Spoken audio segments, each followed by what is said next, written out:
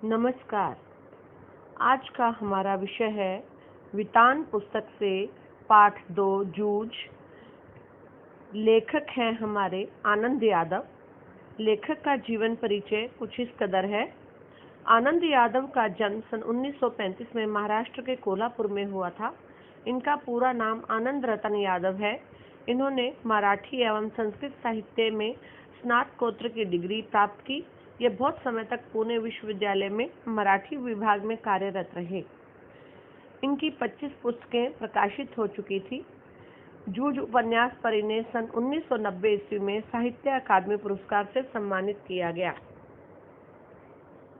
इस अंश में हर स्थिति में पढ़ने की लालसा लिए धीरे धीरे साहित्य, संगीत और अन्य विषयों की ओर बढ़ते हुए किशोर के कदमों की आकुल आहट सुनाई पड़ती है।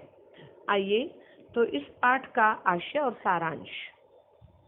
लेखक के पिता ने उसे पाठशाला जाने से रोका और खेती के काम में लगा दिया। उसका मन पाठशाला जाने के लिए तड़पता था, परंतु पिता से कुछ कहने की हिम्मत नहीं रखता था, क्योंकि उसे पिटाई का डर था। उसे विश्वास था कि खेती से कुछ नहीं मिलने वाला, क्योंकि इससे मिलने वाला लाभ कम हो रहा है। पढ़ाई के बाद नौकरी पर लगने पर उसके पास कुछ पैसे आ जाएंगे। दिवाली के बाद ईख पेरने के लिए कोल्हू चलाया जाता था, क्योंकि उसके पिता को स्वयं सबसे पहले गुड़ बेचना होता था ताकि अधिक कीमत मिल सके। हालांकि ईख काटने से उसमें कम रस निकलता था। इस वर्ष भी लेखक के पिता को जल्दी कार्य शुरू किया, अतः ईख पेरने का काम सबसे पहले संपन्न हो गया। एक दिन लेखक की मां धूप में कंडे थाप रही थी और लेखक उसकी मदद कर रहा था। अच्छा मौका देखकर लेखक ने मां से पढ़ाई की बात की। मां ने अपनी लाचारी प्रकट करते हुए कहा कि तेरे पिता को तेरा पढ़ना लिखना अच्छा नहीं लगता है, और ये बात सुनकर वो क्रोधित हो जाते हैं। लेखक ने सुझाव दिया कि दत्ताजी राव सरकार से उसकी पढ़ाई के बारे में बात करें, तो मां तैयार हो गई। वह बच्चे की तड़पन समझती थी। रात को लेखक की पढ़ाई के संबंध में बात करने के लिए दत्ताजी राव देसाई के पास गई और उनसे सारी बात कही। उसने बताया कि उसका दादा सारा दिन बाजार में रखमाबाई के पास गुजार देता है। वह खेती का कोई काम नहीं करता, इसलिए उसने बच्चे की पढ़ाई बंद कर दी ताकि वह गांव भर में आज़ादी से घूम सके। यह सुनकर देसाई को बहुत गुस्सा आया और उसने कहा कि अपने दादा को मेरे पास भेजना। माँ और बेटे ने दत्ता राव से अपने यहाँ आने की बात कहने के लिए मना कहा और लेखक से कहा कि जब दादा घर आए तो मेरे पास भेज देना और थोड़ी देर के बाद तुम स्वयं आ जाना।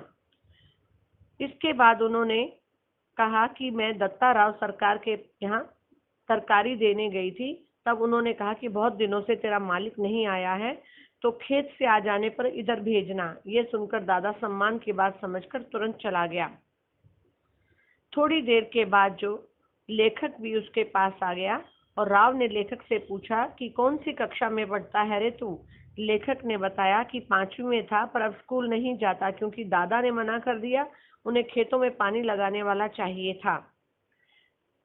देसाई ने दादा को खूब फटकार लगाई और कहा, तुम्हारा ध्यान खेती में नहीं है, बीवी बच्चों को खेत में जोतकर खुले सांड की तरह घूमता है, अपनी मस्ती के लड़के का जीवन बलि चढ़ा रहा है।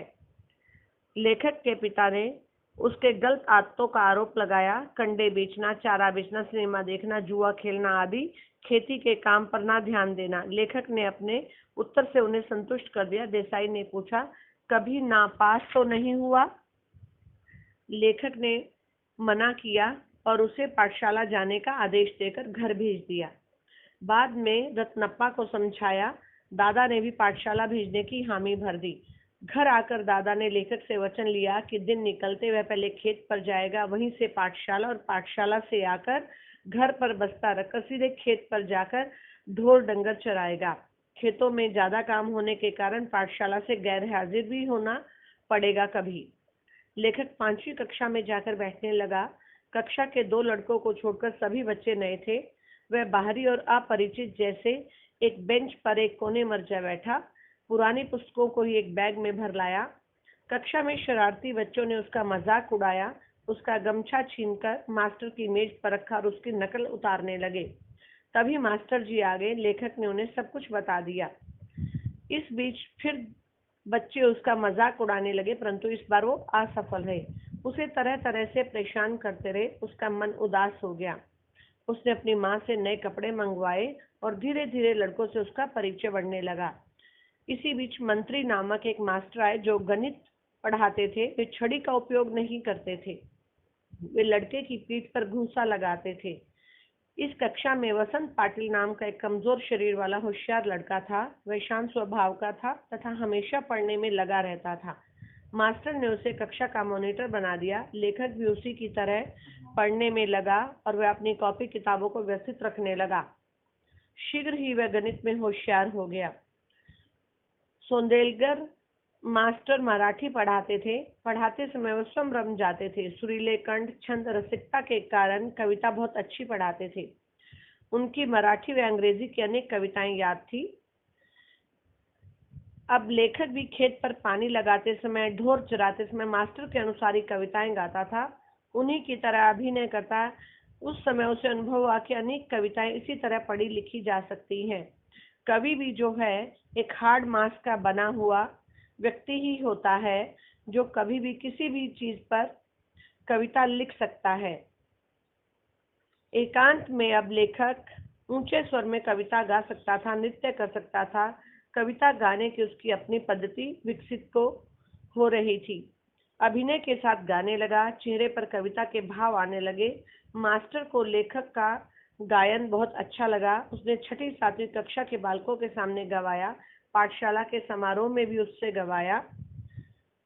सोंदलगेकर स्वयं कवि थे। इस कारण लेखक को विश्वास हुआ कि कवि भी एक सिंपल साधारण सा व्यक्ति होता है और लेखक को लगा कि स्वयं भी कविता कर सकता है। मास्टर के दरवाजे पर छाई हुई मालती की बेल पर उसने एक कविता लिखी तथा उसने कविता मास्टर को दिखाई। कभी कभी रात को ही मास्टर के घर जाकर कविता दिखाता। वे उसे कविता के शास्त्र के बारे में समझाते, छंद, अलंकार, शुद्ध लेखन, लय का ज्ञान कराते। वे उसे पुस्तकें व कविता संग्रह भी देते थे। उन्होंने उसे कविता करने का अनेक ढर्रे सिखाए। इस प्रकार लेखक को मास्टर की निकटता मिलती और उसकी मराठी भाषा में सुधार आने लगा। शब्दों का महत्व उसकी समझ में आने लगा। इस प्रकार लेखक जो है अपनी होशियारी और समझदारी के साथ अपनी कक्षा में आगे बढ़ता गया। यही था इस पाठ का आशय कि अपनी जूझ और अपनी लगन के साथ लेखक जो है आगे बढ़ता गया। धन्यवाद।